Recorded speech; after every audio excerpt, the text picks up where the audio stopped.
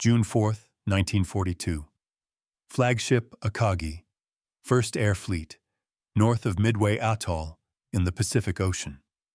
Lieutenant Commander Minoru Genda stands on the flag bridge before dawn, coat buttoned against the wind that slides across the dark sea. The carrier steams fast, the bow lifting and falling as spray blows white across the deck. In the gloom, the flight crews form lines under the wing roots and between the racks of bombs, men small against the shapes of aircraft. Red deck wands trace circles and arrows as handlers pull chocks and run out wheel blocks. The first exhaust coughs and then a full bank of engines catch. A dense roar that turns the deck into a moving field of sound. Genda watches the deck officer lift his paddle and the first fighter surges forward, tail lifting, wheels kissing the timber once, and then it vanishes into the black that fades toward a line of paling east. He notes the time. It is a few minutes after 04:30, and the attack on Midway Island is underway. He thinks about the plan he studied for months, the methodical ladder of tasks that must climb in order. The first strike will neutralize the airfield and guns. A second blow may be required. The reserve strike on the hangar deck remains ready for ships, armed with torpedoes for heavy targets. He turns to the bridge voice tube and confirms the status of the patrol screen and the combat air patrol. The reply comes up in a steady tone from below. Fighters are orbiting, and the outer screen of picket destroyers reports nothing on the surface. The air is clear and cool. He writes a short note in his pocket pad to mark the launch sequence. He can smell the mixed scent of gasoline vapor, warm oil, and sea. As the last bombers lift away and the deck falls quiet, he thinks about doctrine. The reserve must be kept ready for ships because ships are decisive. That is the rule.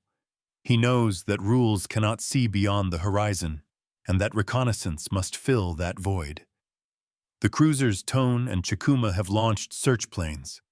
He wants more eyes out, but the doctrine remained firm. The carriers themselves are kept for striking, not searching, and the line now races east. A signal talker announces that the strike has formed and is climbing to cruising altitude over the wake, and that the escort is tight. The east takes on a thin orange edge. Somewhere in that direction, Midway is waking. He has never seen the place. He knows the charts and the ranges and the reports of gun pits and runways laid on coral. He knows the United States garrison has been reinforced. He closes his pad and keeps his hands in his pockets for warmth, as the flag staff around him exchange low words about weather, winds, and time of return. In these minutes before the first reports come back, Genda allows himself to imagine the exact sequence of the hours to come. Midway struck at dawn. A second strike if needed. If enemy ships appear, the reserve is ready to crush them. If the ocean is empty, the reserve may be shifted to land. Attack. At 05:00, the wake foams long and straight behind Akagi, and the sea looks wide and indifferent. The wider frame of the morning reaches far beyond the bridge and the ship. The Japanese force, known to its crews as the 1st Air Fleet, moves on 4 big carriers and their escorts, Akagi and Kaga in the center, Soryu and Hiryu to the north and south, screened by cruisers, destroyers, and supply ships. The 1st Air Fleet carries close to 240 aircraft when all squadrons are counted. A floating airfield group that has beaten every opponent it has met since the opening of the war. The operation in hand is coded MI. The objective is the capture of Midway Atoll, a small line of land and reefs set 1,300 miles west of Hawaii, with 2 airfields that give reach into the Central Pacific. The enemy has 3 carriers in the region, Enterprise and Hornet sailing from Pearl Harbor, and Yorktown repaired in record time at Pearl Harbor after the Coral Sea fight and pushed back to sea.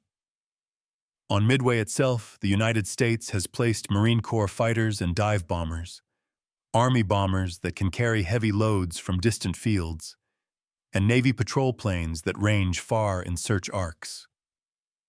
The Japanese operation is a complex machine.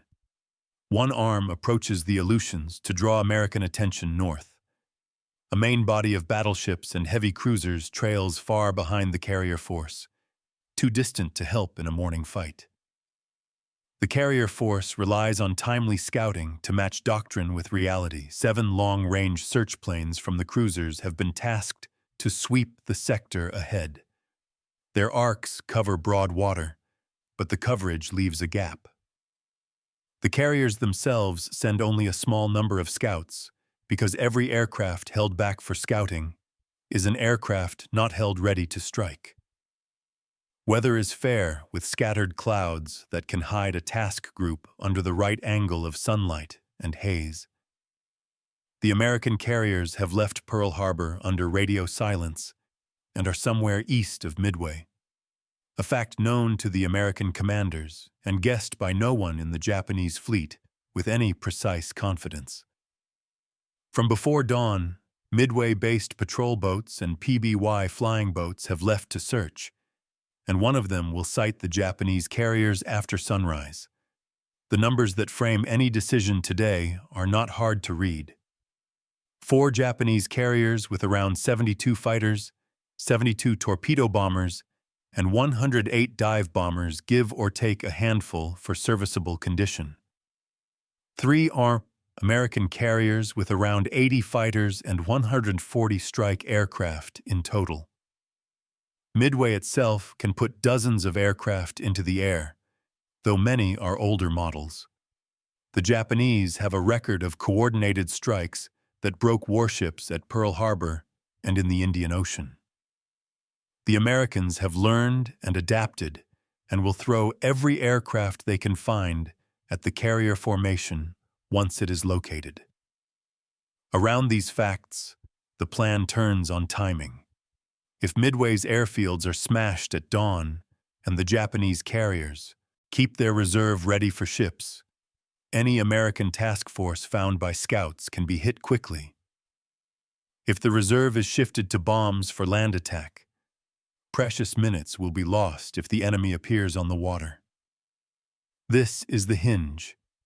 It is a hinge built out of racks, hoists, trolleys, fuses, and the hands of men on hangar decks who move heavy shapes from one mount to another under fuel lines that drip and gleam. Genda listens to the first fragmentary radio notes from the strike force as morning grows. The leader of the Midway attack is Lieutenant Commander Joichi Tominaga, a measured and calm officer who proved steady under fire at the raid on Ceylon. At 06:30, the first bombs fall on Midway. Reports arrive of fires on Sand Island and Eastern Island, of hits on hangars and oil tanks, of anti-aircraft bursts that crowd the sky with black flowers. The escort fighters report Marine fighters rising to meet them, and that they have engaged. 15 minutes pass, and then half an hour. The log ticks forward. At about 07 Hwarun, an enemy patrol plane sends a blunt message that the carrier force has been sighted. The code talkers interpret it quickly. The position is approximate. The direction of approach is clear. All 4 Japanese carriers now know they are no longer unseen. At about 07:15, Tominaga sends the message that centers the day. He reports that the first strike has damaged the airfield, but that a second attack is necessary to render Midway useless. The words are simple. The effect is heavy. Admiral Nagumo receives the signal and considers the doctrine he knows by heart. The reserve group that waits on the hangar decks below has been kept armed for ships, torpedoes slung ready under the bellies of the attack aircraft. If he sends them as they are, they will strike the island with weapons meant to split armor. If he orders rearming for land attack, armor-piercing bombs and cluster munitions will replace the torpedoes. Genda watches the exchange of quiet words among the flagstaff. He knows the risks of reversing the arming order at sea. He has watched crews swap loads quickly, but he has also seen fuses and fuel in the same space, seen the tangle of hoses and hoists that builds under a busy deckhead. The order goes out to change the reserve from torpedo armament to land bombs. It is not shouted. It moves by signal and telegraph and voice tube to hangar decks where men are already at their stations. The work begins. Torpedoes are uncoupled and rolled back to racks, their guidance fins covered with canvas, their heavy bodies swaying as teams walk them carefully to storage positions. Bombs are pulled from magazine lifts and sent up on hand-pushed carts to the waiting aircraft. Fuses are checked by ordnance men who blow on their fingers when the powdered steel dust settles and speak to each other to confirm the settings. The smell of fuel grows stronger as fuel lines are coupled to fill tanks that must be topped off again for a second launch. Genda knows that the combat air patrol above is burning fuel at a steady rate and must be rotated. He asks for the status of the fighters. Reports come back of interceptions against Midway-based attackers that appear in waves. At 0710 and again, after 0730, aircraft from Midway press in. There are Marine Corps bombers and Marine Corps fighters that show courage no one denies. There are Army B-26 and B-17 aircraft that come in at different heights. The Zero pilots climb and dive and weave, sending one wave after another away trailing smoke, but every interception pulls fighters down and spreads them thin. Meanwhile, the search arcs that should be reporting on far water do not speak with one voice. One of the cruiser-based scouts was laid off its catapult. Its first position report does not carry carrier identification. A later message will. Minutes grow heavy. On the flag bridge, Genda hears the clatter of a typewriter below, where a clerk keeps the log. He hears the steady tick of repeaters. He hears the muted thud of something heavy as it is set down wrong and corrected far under his feet. He recalls words he spoke months before about keeping the reserve pure for ships. He knows that he also argued for flexibility after contact with stronger than expected land defenses, and that is what the first wave reports. He looks out across the wake and toward the low line where sea meets sky. The sea looks flat. The work under the deck grows more complex as bombs and torpedoes pass each other going in opposite directions. The documentary view of these same minutes shows a second set of lines crossing the ocean to converge on the same square of sea. Well before sunrise, a PBY patrol flying boat from Midway sights ships on the water and radios a contact report. The message tells the Midway garrison to prepare. The United States sends everything it has. At about 0600, Marine Corps bombers go in at low height to attack the carriers. They are met by a spiral of Zero fighters and a wall of anti-aircraft fire. Most are shot down. Several get so close that their pilots die trying to press home an attack on the carrier decks. B-26 crews brave up the slot of fire and make runs at Akagi with torpedoes that do not hit. 2 are shot into the sea. 1 skims low and roars down the length of Akagi and is cut by fire and clips the flight deck with a wing as it staggers past the island. The crew tries to put a torpedo into the ship and misses by yards. It disappears beyond the stern in a flat impact with the water. The defenders shoot down 20 or more attackers in these first exchanges. The carriers remain unhit. Midway sends B-17 aircraft that bomb from high altitude. The bombs fall in lines that step across the wakes and splash harmlessly.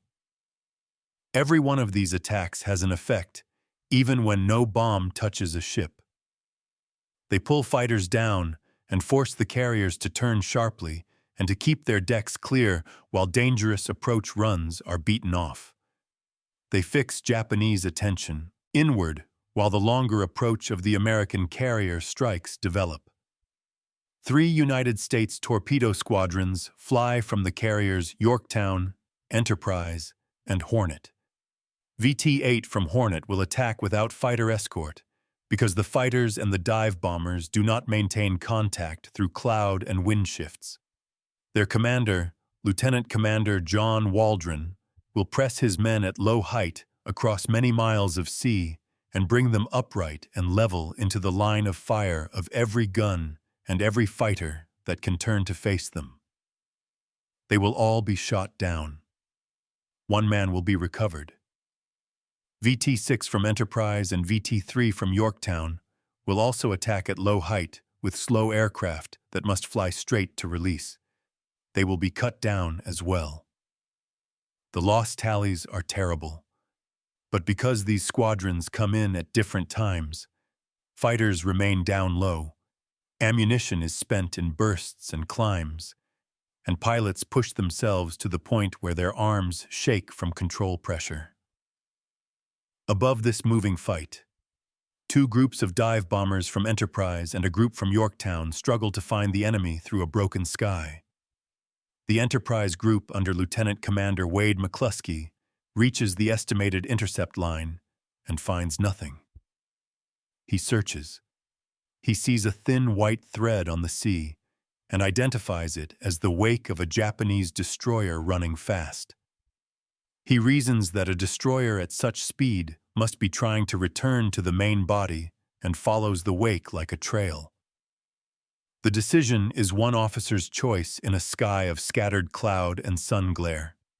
It will align dozens of aircraft with the center of the Japanese formation at almost the exact moment when the carriers have the least room to defend themselves. The number work is stark. The Japanese have 4 carriers that cannot recover aircraft, while the deck is filled with machines ready to launch, and cannot launch while fighters are landing to refuel and rearm. The American dive bombers are around 90 aircraft spread among groups and squadrons. Many will arrive late or become separated. Enough will arrive in one tall column at about 10:20. The documentary record shows that the decisive minutes will begin with a set of almost accidental synchronies created by doctrine, by weather, by radio failures, by bravery, and by the simple fact that gasoline and explosives on a wooden deck demand a price when the deck must be used for 2 opposite tasks at once. On Akagi, on Kaga, and on Soryu there are bombs on carts, torpedoes on skids, fuel hoses primed, and men in thin cotton uniforms sweating in the heat of a June morning. On the flag bridge, Minoru Genda knows that a new report has arrived from the cruiser scout that was delayed at launch. The report says that enemy ships include carriers. He looks at the clock and at the plotting sheet and at the signal log that still carries the order to change the reserve for land attack. He knows why it was given. He can see why it must now be reversed. He has warned often that the enemy would appear at a moment of our own choosing if our own search plan left gaps. He hears the order to restore torpedoes, and he hears the distant rumble he knows too well as bombs and torpedoes move again and fuel lines snake across hangar decks. He looks up into a bright sky and sees only the steady circling of a few fighters and the rippling traces of anti-aircraft fire far from the ship where another low attack is being chased away. In the same minutes, beyond the cloud line, American dive bombers trim their flaps and begin to roll into the sun. At 10:20 in the morning of June 4, 1942, Lieutenant Commander Minoru Genda stands on the flag bridge of Akagi as the sound reaches him through steel and air. It is a heavy whistling noise that deepens and splits. He looks up into the high white glare and sees tiny dark dots tilting downward at impossible speed. The first explosions bloom on Kaga off the port bow, flashes that widen into rolling fire. Seconds later, another dark shape plunges toward Akagi itself, The bridge shakes, and a blast lifts the deck beneath his feet. Heat strikes his face before he knows what has happened. The ship shudders. He can hear cries from the hangar deck as the internal telephone lines fill with overlapping reports. A single 1,000-pound bomb from a dive bomber of Enterprise has hit Akagi near the aft edge of the flight deck. It passes through to the hangar level and explodes among armed aircraft.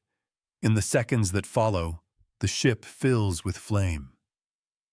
Men on deck leap for the safety nets. Those below race to jettison torpedoes and ammunition, dragging heavy shapes toward the open elevator wells. Fire leaps through the seams and begins to curl along the overhead beams. Genda tries to move toward the chart room, but heat drives him back. Through the bridge glass, he sees another carrier burning. Soryu has taken 3 direct hits. Her flight deck is torn open, and columns of flame rise hundreds of feet. Kaga, hit repeatedly, is a sheet of fire from stem to stern. Only Hiryu remains unhurt. The world that had seemed controlled an hour ago has collapsed into chaos within 5 minutes. Genda notes the clock at 10:25 and understands that the Japanese First Air Fleet has ceased to exist as an organized strike force. The words he hears are fragments. All engines stopped. Fire main ruptured. Forward magazine flooding. Smoke thickens and he ties a cloth across his mouth. He finds a young officer at the communication station, still trying to signal Hiryu, and tells him quietly to keep sending coordinates until the lines burn. From a documentary view above this scene, the American dive bombers that have turned the tide arrive from 2 vectors. Lieutenant Commander Wade McCluskey's group from Enterprise dives on Kaga first. Lieutenant Richard Best's section rolls from higher altitude toward Akagi. From Yorktown, Max Leslie's bombers find Soryu. Out of the 47 Dauntless dive bombers that locate the Japanese carriers, 3 groups strike almost simultaneously. The time between the first bomb and the last is less than 6 minutes. Kaga is struck by at least 4 bombs, perhaps 5, each piercing the flight deck and igniting fuel lines and ordnance. Soryu takes 3 hits that detonate aircraft armed for takeoff. Akagi is hit by 1 bomb that proves fatal because of the volatile load below. The hangars of all 3 carriers were crowded with aircraft being refueled and rearmed when the attack began. Gasoline lines were open, bombs were scattered across trolleys, and torpedoes were being moved in opposite directions after the order to change loadouts. When the bombs explode, the hangar decks turn into furnaces. The compressed air of the explosions lifts aircraft, ruptures tanks, and spreads fire down ventilation shafts. Fire control crews fight back with hoses and foam extinguishers, but their main lines lose pressure as pipes burst. On Kaga, Captain Okada tries to counterflood to stop the list, but the fire reaches the bridge. Survivors dive over the side as ammunition goes off in successive bursts that throw fragments high into the air. The sky above the formation fills with black smoke and orange flame visible for 70 miles. Within 20 minutes, 3 of the 4 carriers that had carried Japan's naval air power are burning wrecks. Genda moves down from the flag bridge through smoke that burns his eyes and makes every breath painful. He passes men carrying the wounded through corridors lit only by the glow of fire through bulkhead seams. The deck plates are hot through his boots. At one point, he steps over a group dragging a hose that spits weakly from a ruptured nozzle. The damage control officer shouts that the fire main is lost forward. The starboard list increases as compartments fill with water from ruptured lines. In the hangar below, flames feed on the fuel vapor trapped in the closed space. He knows it is hopeless. He reaches the command deck and finds Admiral Nagumo calm, his face gray with smoke, still giving orders in a low voice. A staff officer reports that Hiryu has launched counterstrikes, and that Akagi's flight deck is destroyed. Nagumo nods once and orders abandoned ship preparations to begin if the fire cannot be contained. Genda looks out across the water from a porthole. Kaga is a floating torch. Men in life jackets drift among burning oil. Destroyers race alongside to rescue survivors. He knows that on the remaining carrier, Hiryu, Vice Admiral Yamaguchi is preparing to strike back with whatever aircraft remain. The balance of the battle now rests on one flight deck. Genda sits for a moment on a steel stair to catch his breath. He can hear explosions below as torpedoes cook off. He feels a heavy shock and the lights flicker as a bulkhead gives way. Someone touches his arm and tells him the forward magazines are being flooded. He nods and writes the time on a scrap of paper. It is 12:10. Above, the sun burns, through the smoke in patches, turning the air yellow. The documentary record follows Hiryu through the afternoon. The ship launches 2 separate counterstrikes. The first wave of bombers finds Yorktown just before noon. American radar picks them up and fighters rise to meet them, but several bombers break through. 3 bombs hit Yorktown, stopping her engines and setting fires below decks. The crew fights to contain the damage and manages to bring the ship back to level. At about 14:30, a second wave of Hiryu's torpedo bombers attacks and hits Yorktown twice more. The carrier stops dead in the water and begins to list. American escort ships move in to take off survivors. For a moment, Yamaguchi believes the counterattack may restore balance. But radar on Enterprise and Hornet tracks the position of Hiryu through returning Japanese planes. At around 1700, another American dive bomber strike finds Hiryu and hits her with 4 bombs. She burns through the night. Yamaguchi refuses to abandon ship and goes down with her. By the next morning, all 4 Japanese carriers are sunk or sinking. Out of 248 carrier aircraft, fewer than 40 remain operational. Over 20,200 Japanese sailors and airmen die in the battle.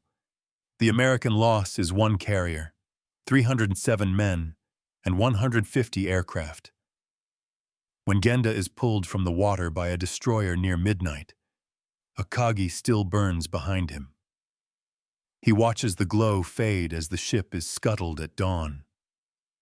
The air smells of oil and salt. The men on the destroyer's deck are silent. Someone passes him a cup of water. He sits against the rail, soaked and shaking from exhaustion. In his mind, he begins to trace the steps that led from victory to disaster. The delay in reconnaissance, the decision to rearm below deck, the failure to anticipate an enemy force approaching unseen through the clouds. He knows that none of it can be undone. The Japanese Navy has lost its core in a single day. He writes later that Midway was not a defeat of courage but of method. The United States had fought with broken pieces and found strength in timing. Japan had fought with perfection of plan and lost to the chance of reality. The words would appear years later in his memoir, but even as he sits there, he already feels the weight of the conclusion forming. The fleet that struck Pearl Harbor, that swept across the Pacific and the Indian Ocean, now lies at the bottom of the sea. The Empire's reach has begun to shrink. The sound of distant engines overhead reminds him that the ocean no longer belongs to Japan. Genda wakes on the destroyer to the smell of fuel oil and wet canvas, and the rhythm of a hull that trembles slightly as it keeps station. It is June 5th, and the light has the washed-out look of a morning after fire. He is given a blanket and a bowl of rice that has gone cold while it waited for someone who could keep it down. He eats in small bites and sips warm tea that tastes of metal from the pot. The deck is crowded with men from Akagi who sit in sautso, lines against the rail with life belts still buckled and towels around their shoulders. Some stare at nothing. Some sleep in heavy slack positions with mouths open. Some talk in quick sentences and then stop. The destroyer's crew move with care through the groups. A petty officer brings a box of bandages and a roll of white cloth and kneels to wrap a forearm that is blistered and weeping. When a distant bang sounds from over the horizon, every head comes up and then settles again when it is clear that the sound is from a ship finishing a damaged hulk rather than from a new attack. Genda keeps his notebook in his hands, although the pages are damp and wrinkled. He draws a simple line of the morning and writes 3 words along it. Search. Arm. Strike. He looks at the words and tries to fit them against the times he remembers. At first light, the air patrol rose clean, and the strike for Midway lifted away on a schedule that had been rehearsed many times. After sunrise, the first reports were steady. At just after 7, the request from Tominaga for a second blow reached the flag bridge. The order to rearm the reserve for land targets went down. The hangar decks flooded with movement. Then the scouts began to report ships to the east and beyond that a report that carriers were present. The order to restore torpedoes followed. In between those 2 orders came the attacks from Midway that kept the combat air patrol low and busy. The morning had been a staircase built out of minutes, and each step had carried a cost. In the notebook, he writes a number next to each task. 10 minutes to disarm and move torpedoes to racks. 30 minutes to bring bombs up and fit fuses. 20 minutes to reverse. 15 minutes to cycle fighters. Another 15 to top off tanks. He knows that these times can overlap in theory. He also knows that in practice, men must avoid moving a bomb past a torpedo that is already slung, and that fuel lines must be shut before ammunition can cross certain paths. He remembers the sound of carts and the smell of gasoline that grew heavy in the closed hangar when the pumps pushed at full rate. He thinks about the look on the faces around the flag bridge when the first high whistle split the air. He wonders how much could have been different if the search had been broader, if a single plane had lifted on time, if one order had been held back for 5 minutes, if fighters had been kept higher against a threat that had not yet been seen. He knows that counterfactuals are easy to draw on paper and impossible to draw on water. A sailor taps his shoulder and asks him in a low voice if he wants more tea. He says yes and thanks the man. He feels the heat of the cup in his hands and watches the wake run straight behind the destroyer like a white ribbon on gray cloth. The documentary view of the system that brought the fleet to Midway begins long before that morning. The Imperial Navy had built its doctrine across decades around the idea of a point, decisive fleet action. The plan was simple in its lines and elaborate in its steps.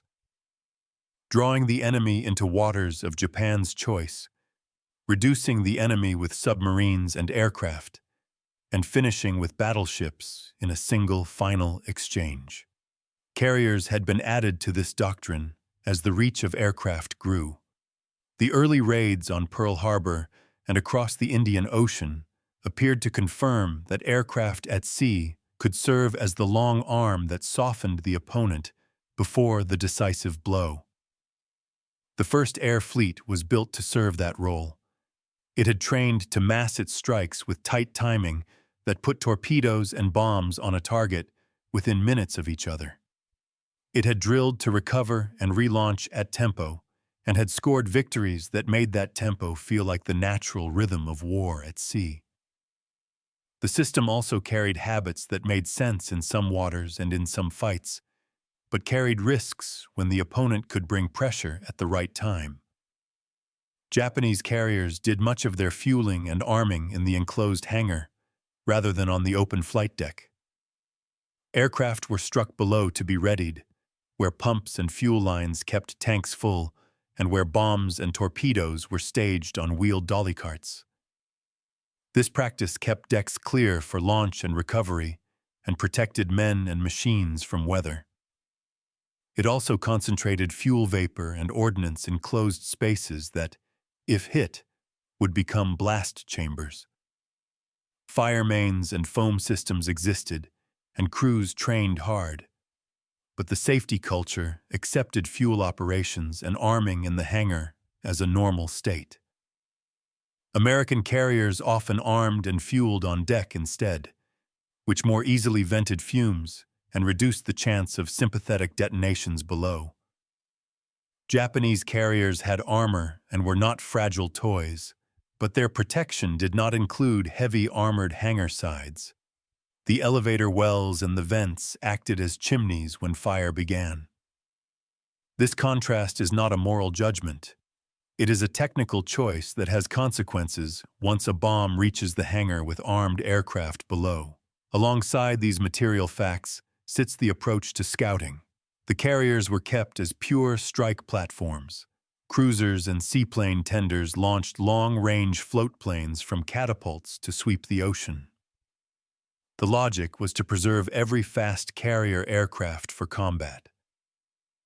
In practice, this created coverage gaps and created dependence on small numbers of planes whose launch times and return times could be affected by minor mechanical delays, wind, and sea. At Midway, the search pattern scheduled from the cruisers covered the expected sectors and left a hole where the American carriers happened to approach. One search plane launched late by about 30 minutes, and its first report of enemy ships did not identify carriers. In a battle where a decision to rearm was already underway based on the need to finish a land base, that delay mattered. These features of method are what make a phrase like victory into defeat before lunch more than rhetoric. They show how a fleet could look strong and well-run and still become vulnerable within a span of a single hour when the wrong variables aligned. They also show how time was the decisive commodity on that morning. Minutes spent on one task were minutes not available for another. On the morning of June 4th, the First Air Fleet spent many of its minutes inside its hulls. By the time Genda is put ashore at Hashirajima and then makes his way to Kure, the reports begin to take shape, and a clear sequence emerges from messaged fragments and the testimony of survivors. In staff rooms that smell of ink and tobacco, and the faint odor of damp uniforms, he sits with officers who ask measured questions and keep careful notes. He recounts what he saw on the flag bridge and what he believed at each moment. He says that the reports from the first strike leader were sober. Runways were cut, fires were burning, but anti-aircraft power remained strong, and the island could still be used to launch more attacks on the fleet. He explains that it was reasonable to consider a second land strike before a ship strike, because the carriers could not operate within the range of a functioning island airfield without a burden of defense that would sap their striking power. The staff officers nod. He also says that the search effort had not produced a timely and clear report of enemy carriers, and that any commander would weigh the known need against the unknown one. He draws again the minute line he made on the destroyer deck, and writes the times that hangar crews know by heart. To shift a Kate squadron from torpedoes to land bombs required moving torpedoes to racks, lifting bombs from the magazine, setting fuses correctly for delayed action or instantaneous as needed, and then refueling aircraft that had been on standby and had been topped off earlier. It was possible to do some of this on parallel tracks. It was never safe to do all of it at once at full speed. When the search plane from Tone finally sent a report that enemy ships included carriers, the order flowed to restore torpedoes. At almost the same time, aircraft from Midway made another attack, and a battleship opened a heavy barrage that sent shock through the water around the carrier hulls. Fighters were kept low to break up low-level approaches. Scout pilots who climbed high to look for specks on the horizon saw only glare and scattered cloud. The senior staff who reconstruct the timeline write these notes in careful hands. They record that the first contact report of ships was received at about 05:30 ship time, but did not include the word carriers. They record that the confirmation that carriers were present reached the flag at about 07:28 and was confirmed again after 08:20. They note that the request for a second land strike arrived at about 07:15. They record that the torpedo rearm began soon after. They write that the order to reverse the rearm to ship weapons was given at about 07:45. These times vary slightly by ship and by watch log. The trend is clear. The fleet spent almost 1 hour with live ordnance of two kinds moving in opposite directions under fuel lines. The destroyer damage control officer who came up later from Kaga's hangar says that he saw bombs on dollies that were being wheeled past torpedoes on skids and that the air felt like a fuel drum left in the sun. He says that men did their jobs with speed and care, but that the space was crowded and every move brushed another move. These words become part of a larger narrative that will follow Genda for the rest of his life. When foreign analysts write after the war, many will argue that the decision to rearm was the turning point. Genda will push back and say that the real turning point was the failure to search and identify the enemy in time. He will say that a doctrine that keeps carriers focused on strike and leaves scouting to others is a risk when the enemy can approach from a sector where coverage is thin. He will say that the method of hangar fueling and arming magnified the effect of a single bomb. He will not excuse himself. He writes on a sheet at Kure that method lost to time. He underlines the word time. Years later, he will use a phrase that many will quote. He will say that Midway was lost not by men in cockpits, but by procedures at tables. In this staff room on the week after the battle, he mainly writes numbers. 4 carriers lost, around 2,200 men dead or missing. Hundreds of aircraft destroyed, many with trained crews who cannot be replaced quickly. On the other side, 1 carrier sunk and around 300 men dead. He writes these numbers and looks at them in silence. The documentary overview widens to include the American side, which framed the entire fight. In the months before June 1942, American cryptanalysts under Commander Joseph Rochefort at Station Hypo in Hawaii worked on the Japanese naval code JN-25. Through patient work, they reached a level where they could read enough of the code to infer operation names and targets. There is the now famous episode in which Midway sent an unencrypted radio message that its water plant had broken down.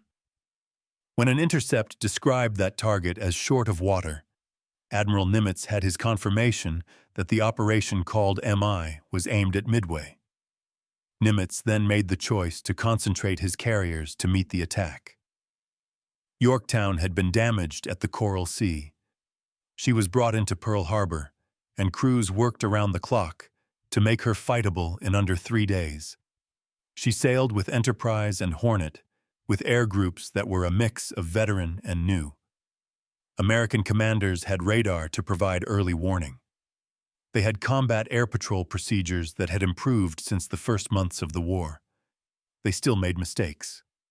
The Hornet Air Group suffered disorganization that cost many lives. The torpedo squadrons went in without the protection they needed and were killed in Sihon, shocking numbers. Dive bomber leaders faced weather and navigation issues that almost lost them the enemy. Yet the American system managed to put eyes on the Japanese carriers at the right time and to place bombers above them at the moment when decks were loaded and defenses misaligned. The precise time between the sighting of the Japanese carriers by the PBY and the arrival of the first carrier dive bombers at 10 to 20 was measured in hours. But the time between the Japanese order to reverse arming and the first bomb hit was measured in dozens of minutes. If a single-tone scout had lifted on time, if the carriers had sent more of their own scouts, if the reserve had remained as a pure ship strike held ready on deck, if fighters had been kept at two heights rather than drawn down to swat low-level attackers, if any one of these had happened, the later minutes might have belonged to a Japanese strike rather than to a Japanese fire. The phrase before lunch is a human way to mark the terrible compression of events. By noon on June 4th, 3 carriers had suffered fatal damage. By the evening, the 4th was on fire. In a navy that had won at Pearl Harbor in a matter of minutes and had stood unbeaten at sea for half a year, this reversal felt like a moral wound as well as a material loss. The men in the water and the men on rescue ships felt only shock and grief. The staff officers felt the first edges of a long reckoning with procedure and doctrine. The country would feel the change in the months to come when the initiative at sea began to slip away from Japan. Genda's own life would turn from planning for outward thrust to planning for defense, and then to thinking about how a fleet should be built for a future in which carriers would require new rules for scouting, arming, fueling, and fighting. For now, on the day after the battle, the story remains inside a single circle of sea and sky, where 4 flat tops burned and sank, and where one man with a notebook tried to set down the numbers that would explain how a bright morning of apparent order had become a black noon of loss. The train from Kure to Tokyo carries Genda north through hills that still bear the smell of sea salt from the typhoon season. It is June 10th, 1942, 6 days after Midway. The officers in his carriage sit in silence, newspapers folded neatly in their laps. Official communiques call the battle a reverse rather than a defeat. The public will hear that one carrier was lost and that American losses were heavy. Only those in the staff rooms of the Navy General Headquarters know the true scale. Genda has been called to brief the operations section. He watches the countryside pass, fishing villages along the coast, rice paddies flooded with still water that mirrors the clouds. The world looks the same, but the rhythm of it feels slower, uncertain. He thinks of the faces of pilots he trained, men who had been alive only a week ago. In his satchel are sketches of carrier formations and a half-written memorandum titled Study on Carrier Operations. It begins with the sentence, "The coordination of scouting, arming, and fueling must be reviewed with urgency." When he reaches Tokyo, he will be asked to explain how the Navy's most powerful weapon vanished in a morning. Inside the Naval Ministry, the mood is restrained. Senior officers bow politely but avoid eye contact for long. Genda is ushered into a conference room where the Chief of Staff, Vice Admiral Ugaki, and several operations planners wait. The map on the wall shows the Pacific in wide arcs of blue and red pencil. Ugaki's questions are direct. At what hour was the enemy sighted? What orders did Admiral Nagumo issue before and after 0700? What was the sequence of the arming operations? Genda answers carefully. He does not protect himself, but he chooses his words with precision. He explains how doctrine had guided every decision. Doctrine said, reserve for ships, neutralize airfields first, strike with concentrated force. He repeats that the message from Tominaga requesting a second attack was judged accurate. He reminds them that reconnaissance coverage was assigned by plan and that no additional aircraft could be spared from the carriers without weakening their strike arm. When Ugaki asks about the hangar conditions, Genda tells the truth. The decks were crowded. Bombs and torpedoes were present together for a short period. Fueling lines were in use. He explains that the speed of rearming was considered a point of pride within the fleet. The ability to convert from one target set to another within an hour was viewed as a tactical advantage. Ugaki listens without visible reaction. A staff-off officer takes notes with a pencil that scrapes the paper rhythmically. When the questions end, Ugaki thanks Genda and says quietly, "We have lost the shield of the Empire. We must now learn to live without it." The documentary record of Japan's response after Midway shows a slow turn inward. Within weeks, committees begin to study the lessons. Some reports blame the timing of the search. Others note the structural vulnerability of the carriers. A few mention the limits of pilot replacement. In 6 months of victories, Japan had lost perhaps 250 experienced pilots. In one day at Midway, it lost over 110 more, men trained from before the war at great expense. The Americans could replace aircraft faster than Japan could replace trained crews. Factories in Nagoya and Yokosuka could build airframes, but the training pipeline for carrier-qualified pilots was long and rigid. Genda writes a memorandum titled Recommendations for Future Carrier Doctrine. It argues for greater delegation of scouting to carrier-based aircraft and for dispersal of fueling operations. His tone is analytical, not defensive. He notes that at Coral Sea, Japanese coordination between carriers had been less than perfect, and that at Midway, the concentration of 4 carriers in one formation made them vulnerable to a single surprise. He proposes alternating deck cycles and greater distance between groups. Some of his points will reach the combined fleet staff. Others will vanish into files marked confidential. The Navy remains bound to the traditions that built it: precision, control, obedience to plan.